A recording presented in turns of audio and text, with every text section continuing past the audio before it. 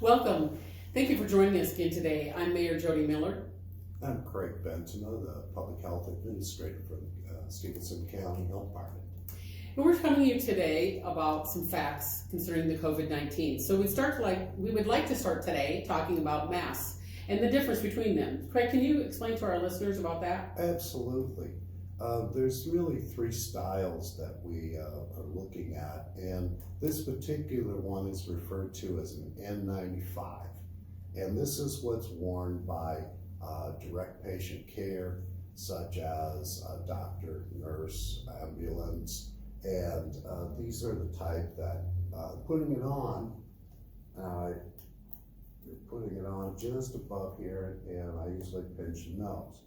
This is what prevents 95% of droplets of me giving them off or you giving them to me. Now, the proper way to take this off is obviously not touching the front. So what you need to do is flip this over now and take it off. You know these are in very, very short supply. We have to get them.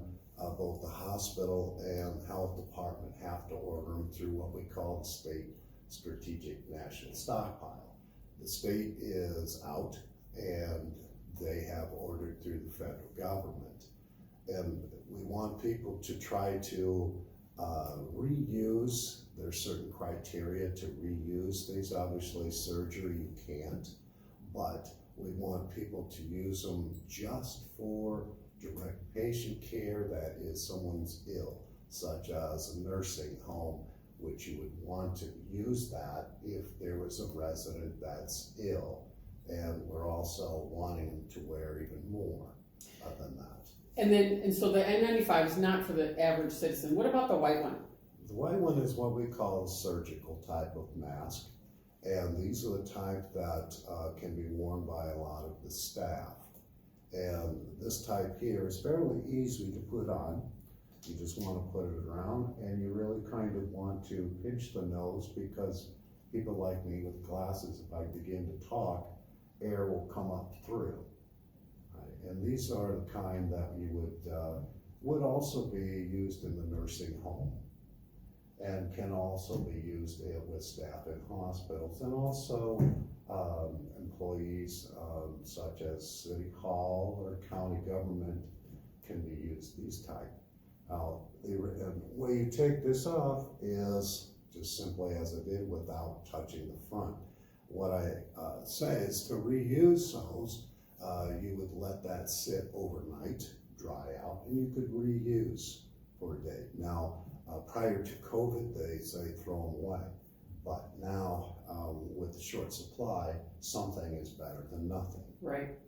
Which leads into the third mask. Absolutely.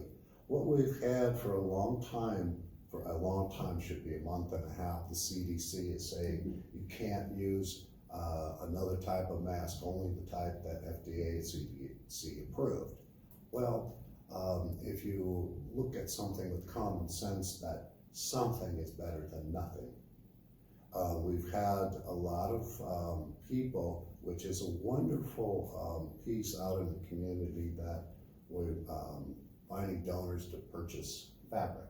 Mm-hmm. And we've had a lot of people that have been sewing them, and they're probably coming in. At first it's a couple hundred, but we're hoping to have a lot more of these made. But this one's probably, as my staff says, they're much cuter. And they're nicer to look at. And so we ask, this is the type that you can wear out in the public. Now, you don't necessarily have to have a seamstress making a mask. You can take a scarf, you could put that around.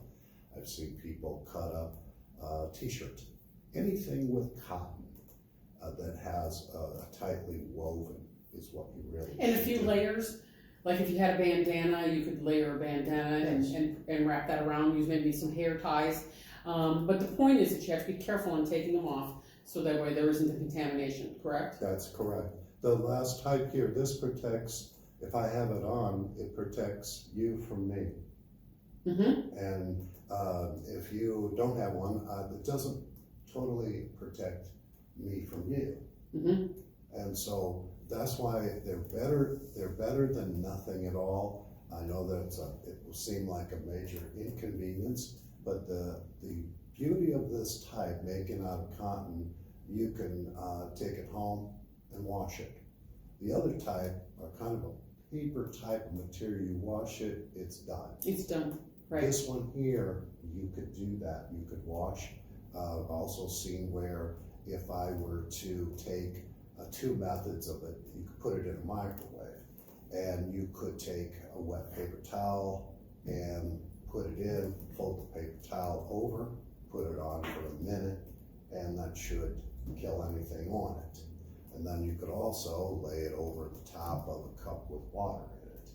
What I don't encourage is just put it in there by itself, because you never know what's inside these that could reflect the radiation in a microwave, and it could begin to burn up. Right, because there's different products that people are sewing into them to help with keeping those layers in there. So, Yes. and the point of that is when you do have those on, you don't want to touch your face, which is difficult. So, I was a part of a serving last week and having that mask on, and I just had to very purposely not be touching my face in that. And it's such a habit because it's moving around on you, and you just want to be able to adjust them. So try not to touch when you have a mask on, because you want to protect others around you. So, and it's not just my mouth, it's my nose, my yes, eyes. so it's pointless if you wear a mask and you only put it on to here. Correct. You have to put the whole thing over. So please be mindful of that. So once again, thank you for joining us. We appreciate that you're a part of these